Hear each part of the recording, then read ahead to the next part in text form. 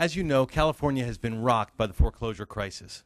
Our state has already suffered 1.2 million foreclosures since 2008, and we're projected to suffer another 800,000 in the next 2 years.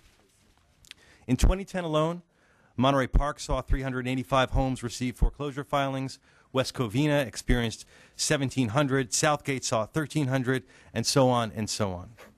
2011 is projected to be even worse than last year.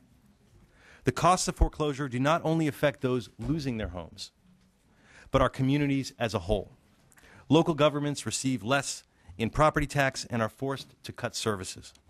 Last year, in 12 counties alone, local government lost $627 million in property tax.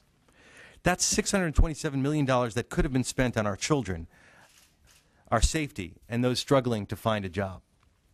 Governments alone do not suffer. Neighbors have seen their own property values decline, with 1/3 of all Californians now owing more on their mortgage than their home is worth. And I'm in that 1/3, as are many of us. Schools have seen reduced enrollment, distracted students fearful of losing their homes and slashed funding. Our public safety has seen increased calls and violent crime. In my own neighborhood, just around the corner from where I live, there's a house that's a foreclosed house that's been actually foreclosed twice in the last year, and it's being used for rave parties on multiple times. Actually, not once, twice, but actually 3 times it's been used for rave parties. They get organized by Twitter, and then the police come. But these foreclosed homes are often a magnet for this kind of problem. Other foreclosed homes have been magnets for gang activities and squatters, leading to fires and additional police calls. Businesses have gone under from shoppers fleeing from blighted areas. The effects of foreclosure are far-reaching, and this bill, AB 935, is a real solution to help address these problems. What the bill does is it requires mortgage servicers to pay a $20,000 charge when foreclosing on a property. These monies go directly to the local community to offset the costs of foreclosure and revitalize our neighborhoods. It is a shot in the arm of adrenaline to the neighborhoods that are suffering from foreclosure. The monies are actually divided evenly between law enforcement, public schools, local government, redevelopment activities, and small business loans.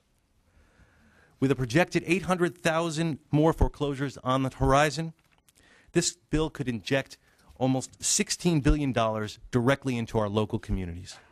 This bill seeks to make everyone pay a fair share of alleviating the costs of foreclosure. Right now, pretty much everyone is paying the price of foreclosure, but really the banks, except for the banks. The costs of this bill are easily absorbable by the largest banks, as evidenced by the bonuses that they gave out last year. Wells Fargo gave $17.1 million a to its CEO, while Bank of America gave $9 million. Chase gave $17.5 million just to the CEO. They $168 billion of compensation and bonuses.